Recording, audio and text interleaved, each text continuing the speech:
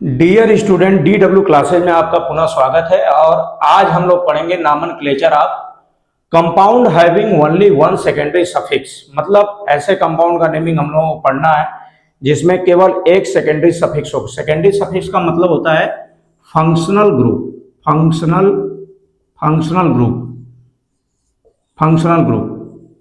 For example जैसे OH लगा है उस कार्बनिक कंपाउंड में, CHO लगा है, उसी तरह COOH लगा है, इसी तरह COR लगा है, इसी तरह COCl लगा है, CONH2 लगा है, इस तरह के SO3H लगा है। तो इस तरह के जो फंक्शनल ग्रुप होगा उसको हम सेकेंडरी सफिक्स में कहते हैं, और सिंगल केवल only one secondary suffix present हो। इसके बाद हम लोग पढ़ेंगे कि अगर किसी कार्बनिक कंपाउंड में मल्टीपल फंक्शनल ग्रुप कंटेन होते हैं तो उसका नेमिंग कैसे करेंगे। लेकिन आज का फोकस जो है हैविंग वन सेकेंडरी सफिक्स, तो ऐसे कंपाउंड का नेमिंग करेंगे जिसमें एक ही सेकेंडरी सफिक्स प्रेजेंट हो, दैट इज फंक्शनल ग्रुप। तो चलिए इसको एग्जांपल समझते हैं, लेकिन उसके लिए हमको रूल समझना पड़ेगा।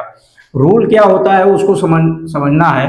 रूल ये होता है कि हमको सबसे लॉन्गेस्ट कार्बन का चेन चुनना होता है और उस पॉसिबल लॉन्गेस्ट कार्बन चेन में सेकेंडरी सफिक्स होना अनिवार्य है, और maximum number of multiple bond भी आवे तो उसको काउंट कर लेना है। जैसे एग्जांपल में क्या करेंगे, पहला नियम जो है कि first we choose the possible chain of the longest chain of the carbon atom containing the secondary suffix and maximum multiple bond उसमें हो। तो जैसे एक एग्जांपल में अगर देखते हैं कि जैसे ये कंपाउंड है CH3 CH2 CH OH CH2 CH3, इसमें देखा जा रहा है कि ये सिंपल कंपाउंड है और इसमें एक सेकेंडरी सफिक्स है, दैट इज फंक्शनल ग्रुप, इसी को सेकेंडरी सफिक्स कहते हैं। तो यही लॉन्गेस्ट चेन है अपने आप में, और इसमें सेकेंडरी सफिक्स भी है। तो इस तरह का अगर आता है तो हम इस तरह से करते हैं, लेकिन अगर यहीं पे दूसरे तरीके से दे देता है तब क्या करेंगे। जैसे अगर इस तरह का कोई आ गया, जैसे CH3 single bond CH2 single bond CH2 single bond CH CH double bond CH2 single bond CH, और यहाँ पर कहीं OH लगा दिया और CH2 और CH3, इस तरह का कुछ दे दिया कंपाउंड।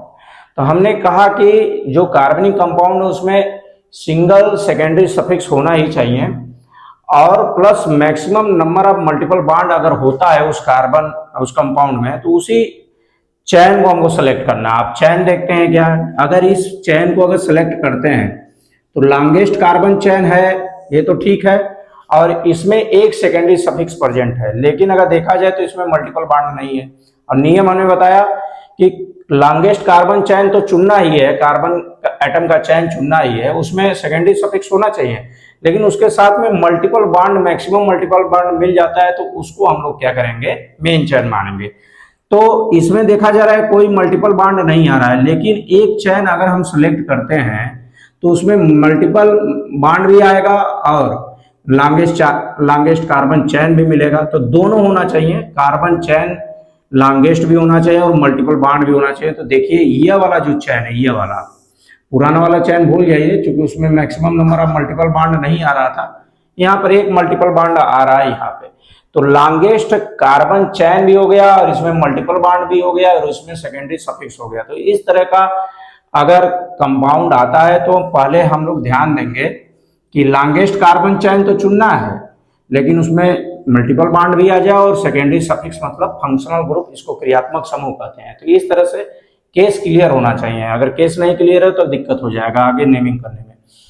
अगर इसी तरह का अगर एक एग्जांपल और ले लिया जाए, जैसे मान लीजिए कि इस तरह का है CH3 CO CH2 CH2 CH CH2 आगे CH double bond CH2 CH3 sorry बहुत है CH2 सिंगल बॉन्ड CH3।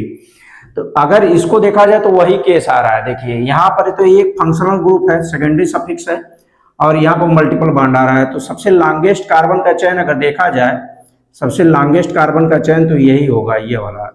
इसमें मल्टीपल बॉन्ड भी आ जा रहा है और क्या हो रहा है, हमारा सेकेंडरी सफिक्स भी आ जा रहा है। तो ये लॉन्गेस्ट चेन, यही लॉन्गेस्ट कार्बन का चेन होगा। अब देख लीजिए कितने का ये चेन है, तो 1 2 3 4 5 6 का है। अगर इस तरह देख रहे हैं 1 2 3 4 5 6 7 कार्बन का चेन है, लेकिन इसमें इस सीधे वाले में ना तो मल्टीपल बॉन्ड आ रहा है और फंक्शनल ग्रुप आ रहा है, लेकिन मल्टीपल बॉन्ड नहीं आ रहा है, तो वह क्या हो जाएगा, रूल को फेल कर देगा। तो हमको यह वाला रूल ठीक है कि जिसमें मल्टीपल बॉन्ड भी आ जाए।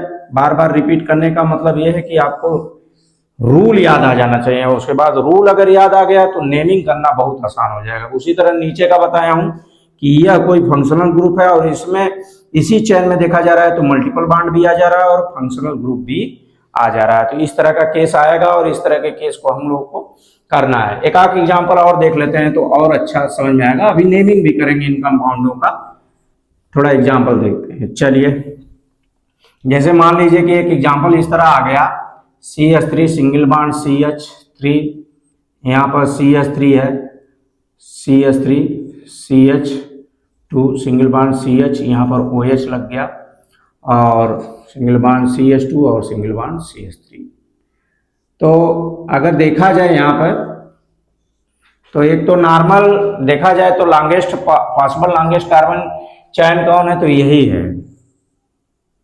और पिछले लेक्चर में आप जाइए हमारे, तो वहां पर बताया गया है कि जिसमें ब्रांचिंग ज्यादा आता है वह वही लॉन्गेस्ट कार्बन चेन चुनते हैं। और ब्रांचिंग देखिए, ऊपर भी ब्रांच है, नीचे भी ब्रांच है, और इसको सब्स्टिट्यूएंट ग्रुप कहते हैं, प्रतिस्थापी समूह कहते हैं। ये एज ए प्रीफिक्स की तरह इसका नेमिंग होता है। और देखा जाए तो इसमें क्या है, single only one single secondary suffix है। तो इस तरह के कंपाउंड का नेमिंग करना है।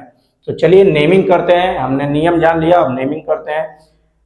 नेमिंग के पहले एक और रूल है कि नंबरिंग कैसे करेंगे। तो नंबरिंग उधर से करेंगे जहां से यह फंक्शनल ग्रुप या सेकेंडरी सफिक्स क्या हो, नियरेस्ट पड़े। मतलब सेकेंडरी सफिक्स को हमको नियरेस्ट लीस्ट नंबर देना है, तो उस साइड से हमको नंबरिंग करना है जहां से इसको लीस्ट नंबर मिले। उसके बाद इसके रिस्पेक्ट में अगर कोई और भी ग्रुप है, जैसे ब्रोमो है, तो उसको दिया जाएगा। फिर यह मेथिल ग्रुप है तो उसके रिस्पेक्ट में हम नंबरिंग करेंगे। लेकिन पहले क्या है, हमको सेकेंडरी सफिक्स को ही क्या करना है, प्रायोरिटी देना है। तो यह दिमाग में रखना है। जैसे एक आर्डर होता है, नंबरिंग देने का आर्डर होता है, सिलेक्शन का आर्डर होता है।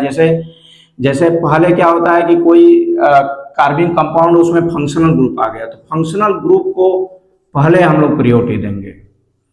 फिर उसके बाद अगर मान लीजिए कि उसमें डबल बॉन्ड आ गया तो हम डबल बॉन्ड को देंगे, डबल बॉन्ड आ गया। और मान लीजिए उसमें ट्रिपल बॉन्ड है तो ट्रिपल बॉन्ड को तीसरे नंबर पर रखेंगे, ट्रिपल बॉन्ड को, ट्रिपल बॉन्ड को। फिर उसके बाद क्या करेंगे, हम सब्स्टिट्यूएंट ग्रुप को देंगे नंबरिंग, सब्स्टिट्यूएंट ग्रुप को देंगे।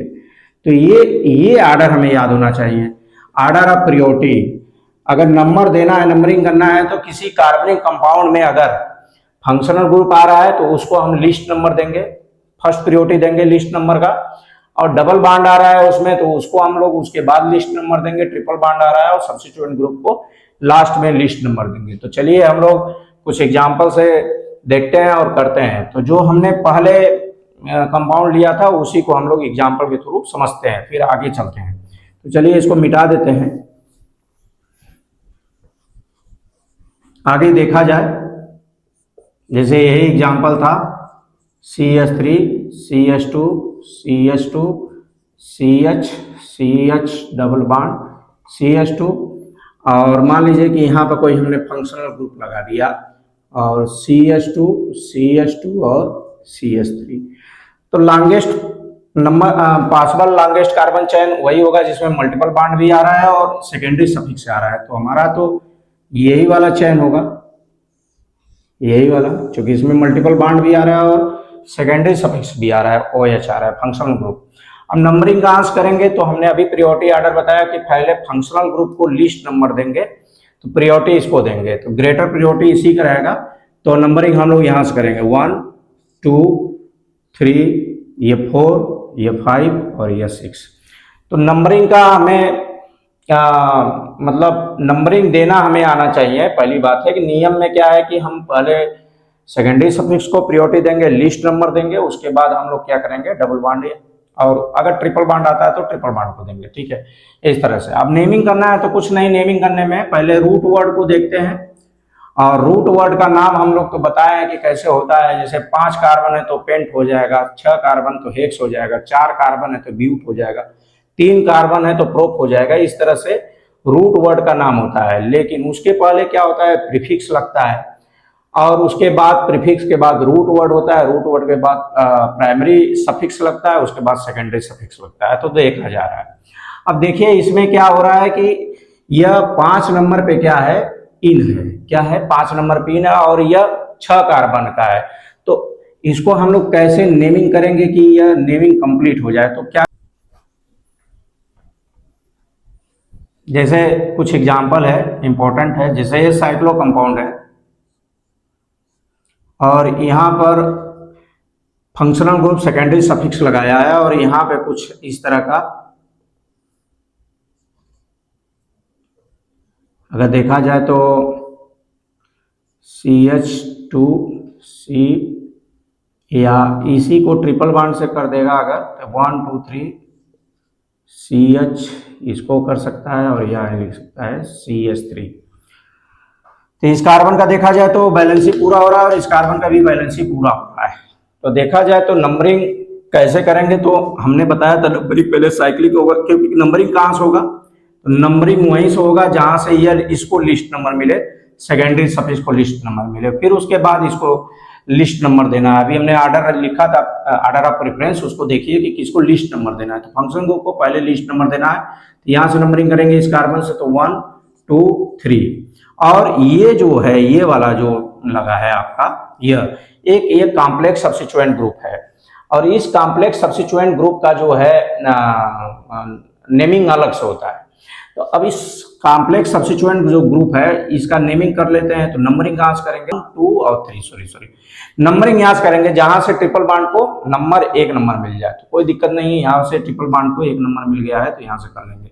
अब नेमिंग करना बहुत आसान हो गया है। 3 नंबर पे तो 3, और ये कितने पर है 1, ये इस तरह से प्रोपीनाइल, देखिए प्रोपीनाइल, यह करेक्ट नाम। तो 1 पे ही क्या आ रहा है, आइन आ रहा है, तो इसलिए 1 प्रोपीनाइल कर देगा। 2 पे आता तो हम लोग करते हैं 2 प्रोपेनाइल। तो इस तरह से, तो पहले हम लोग क्या करते हैं, इसका नाम लिखते हैं। यह जो है कॉम्प्लेक्स सब्स्टिट्यूएंट है, कॉम्प्लेक्स सब्स्टिट्यूएंट है, और कॉम्प्लेक्स सब्स्टिट्यूएंट का जो नाम है पहले लिखेंगे, यहाँ पे लिखेंगे। और कितने पे आ रहा है कॉम्प्लेक्स सब्स्टिट्यूएंट, 3 नंबर पे आ रहा है, तो 3 नंबर पे इस कॉम्प्लेक्स सब्स्टिट्यूएंट का लिखेंगे एज ए प्रीफिक्स। उसके बाद ये साइक्लिक है तो साइक्लो लगाए, और यह हेक्सेनान है। तो ये हो गया आपका, ये प्राइमरी प्रीफिक्स है, प्राइमरी प्रीफिक्स, और ये जो है सेकेंडरी प्रीफिक्स है, सेकेंडरी प्रीफिक्स, और इसको कहते हैं प्राइमरी प्रीफिक्स। यह रूट वर्ड है हेक्सेन, तो हेक्स एन, और उसमें ऑल है तो हेक्सेनॉल कर दिए। तो इस तरह से नाम आप लोग कर सकते हैं। बहुत सारे एग्जाम्पल है, एक और एग्जाम्पल लेते हैं, ये बात क्लियर हो जाना चाहिए कि किस तरह इसका नेमिंग हुआ है। फिर से बता दे रहा हूं, साइक्लिक कंपाउंड से कोई कॉम्प्लेक्स सब्स्टिट्यूएंट ग्रुप जुटा है तो पहले क्या करेंगे, हम लोग इसका नेमिंग करेंगे। कितने नंबर पे है, इसका पोजीशन 3 नंबर पे है। 3 नंबर पे कौन सा चीज है, 1 प्रोपीनाइल, 1 प्रोपीनाइल। और इसके बाद क्या करेंगे, सेकेंडरी प्रीफिक्स में साइक्लो लगाएंगे, और उसके बाद क्या कर देंगे, रूट वर्ड लगाएंगे हेक्सेन, और 1 पे आल है तो हेक्सेनॉल लिख सकते हैं। There is no matter of 1 को ओमिट कर देंगे। तो ये बात क्लियर हो जाना चाहिए। चलिए और भी नाम करते हैं तो और अच्छे से क्लियर होगा।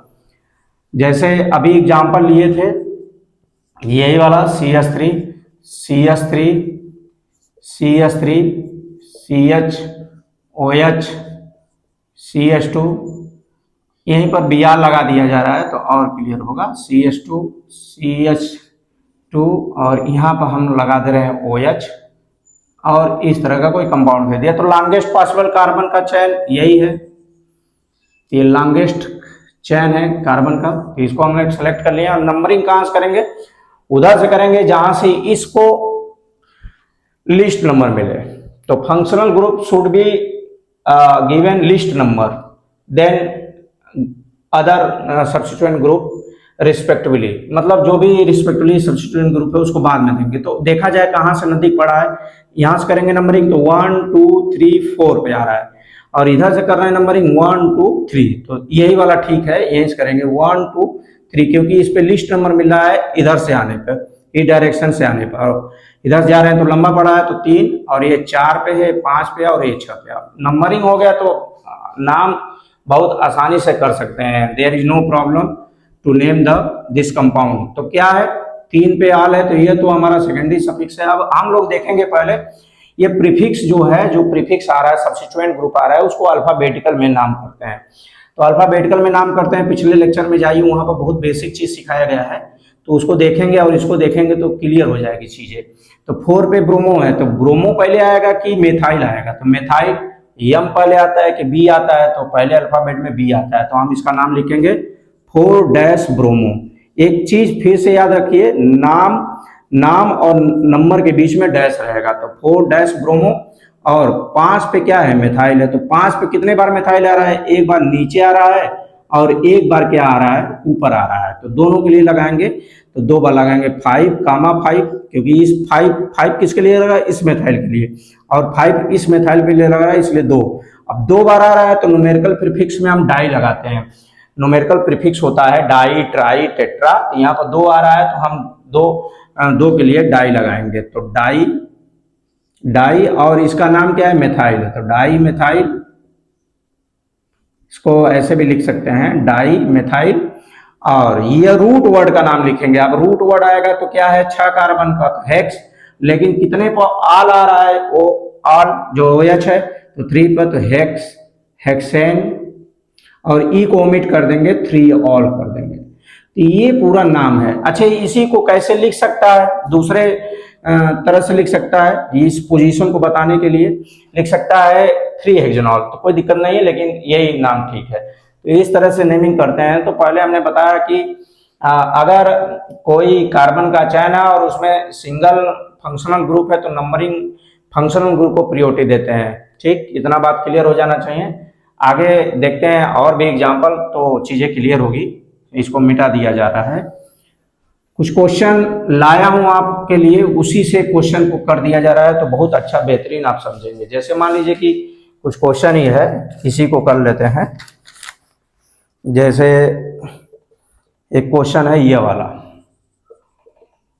CH triple bond C, CH2 CH OH और यह है CH3।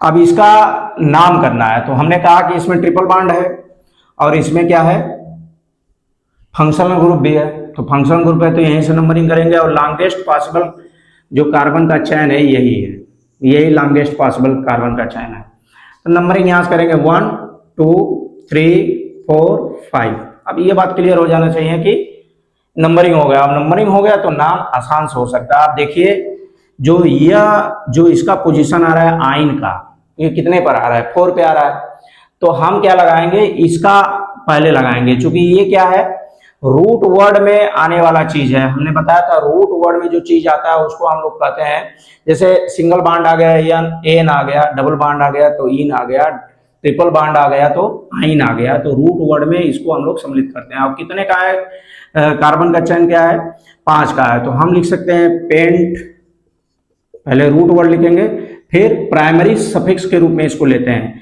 4 आइन, फिर उसके बाद क्या है 2 पे क्या है ऑल है, तो इसको ओमिट कर देंगे क्योंकि डायरेक्ट क्या आ रहा है, वावेल आ रहा है, तो ई को ओमिट कर देंगे और 2 ऑल हो सकता है।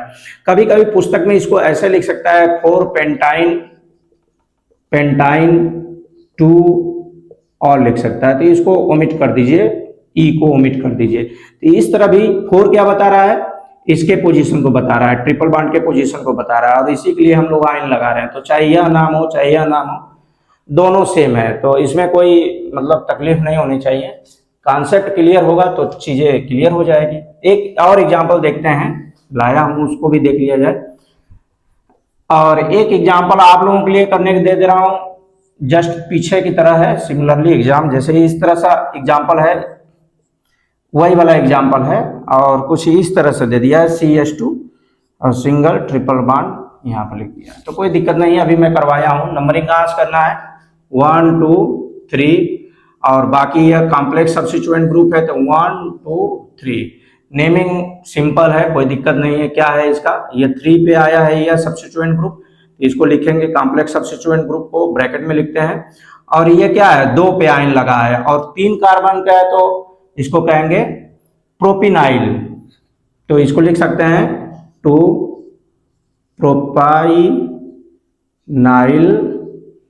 और साइक्लोहेक्सेनॉल, हेक्सेनॉल क्यों कर रहे हैं, क्योंकि इसमें कार्बन का चयन जो है देखा जाए तो 4 5 और 6, इसको हम लोग साइक्लो हेक्सेन 1 लिख सकते हैं या हेक्सेनॉल लिख सकते हैं।